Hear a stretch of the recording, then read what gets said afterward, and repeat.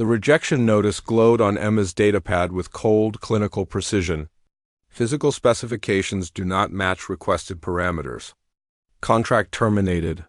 Emma's scaled hands trembled as she read the words again, her amber eyes burning with unshed tears. The iridescent purple and silver scales that covered her arms caught the harsh fluorescent light of the interstellar marriage. Bureau's waiting room. Her tail, thick and muscular, coiled defensively around her legs as she sat in the too-small chair designed for humanoid species. "Another one?" asked Sira, the Velcaron receptionist, her antennae drooping with sympathy. "Fifth this month," Emma whispered, her voice catching. She was a Dracaria proud warrior species from the volcanic world of Ignesia.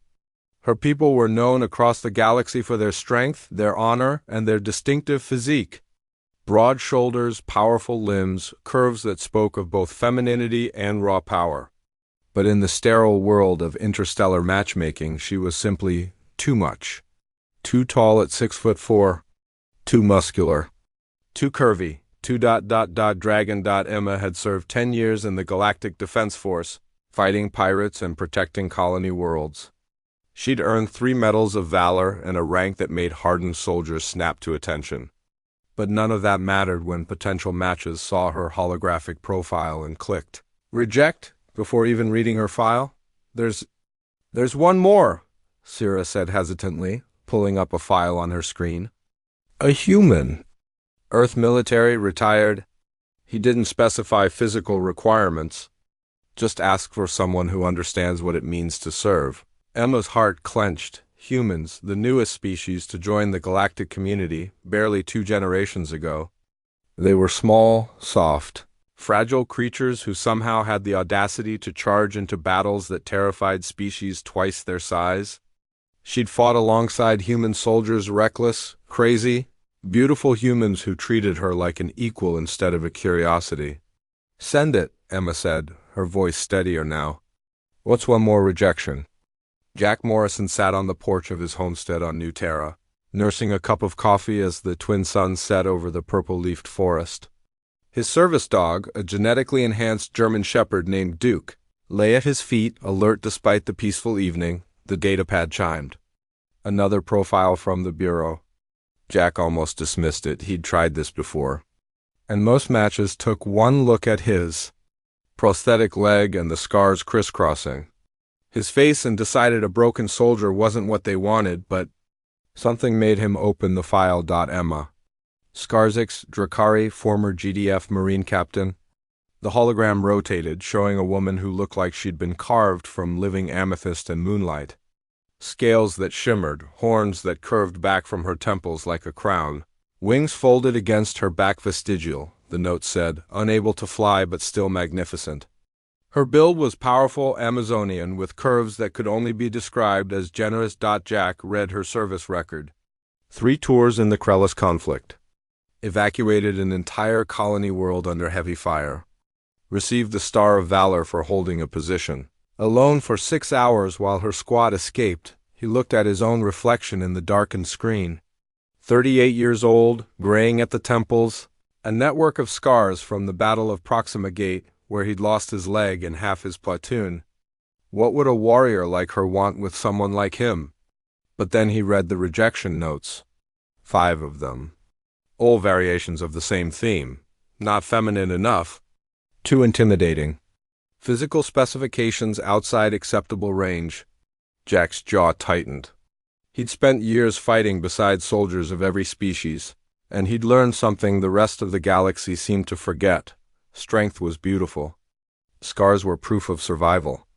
And anyone who'd put their life on the line for others deserved respect.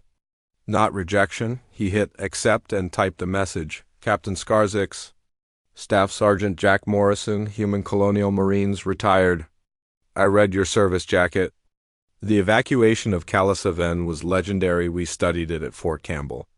If you're willing to meet a broken-down grunt who walks with a limp and has more nightmares than sense, I'd be honored to buy you a drink. P.S.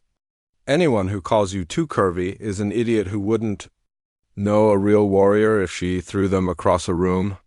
Emma stared at the message for a full minute before her hand started. shaking not with sadness this time, but something else. Something that felt dangerously like hope. She researched Jack Morrison. Found his service record, his medals, the reports from Proxima Gate where he'd held a medical station against overwhelming odds, refusing to leave wounded soldiers behind even as enemy fire tore through his position.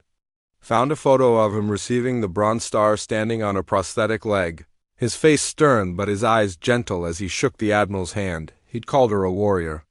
Not a specimen. Not a reject. A warrior. Emma's reply was simple. Sergeant Morrison, the honor would be mine. And anyone who thinks a prosthetic and scars make you broken has never understood what it means to stand back up. When and where? 3 weeks later, Emma stepped off the transport at New Terra's spaceport, her heart pounding in a way that no battle had ever made it pound. She wore civilian clothes, a deep blue dress that accommodated her wings and tail, purchased specifically for this meeting. Her scales were polished until they gleamed. Jack stood by the entrance, leaning on a cane carved from alien wood, Duke sitting alertly beside him. He wore a simple button-down shirt and jeans, his gray-streaked hair neatly combed. When he saw her, his face broke into a genuine smile, not the polite, forced smile she'd seen on so many rejection videos, but something real and warm.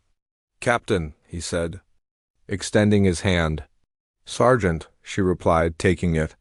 His hand was small compared to hers, scarred and calloused, but his grip was firm and steady.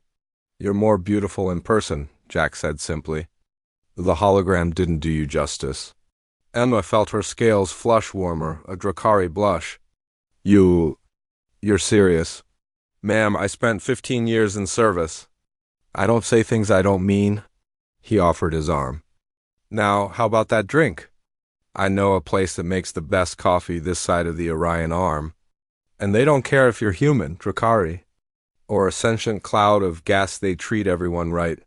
As they walked together into the settling dusk, Duke trotting alongside, Emma felt something settle in her chest. Not just hope, but certainty. The galaxy might have rejected her for being too much. But this human veteran, this warrior who understood scars and strength, and the weight of service, he saw exactly what she was worth. And that made all the difference.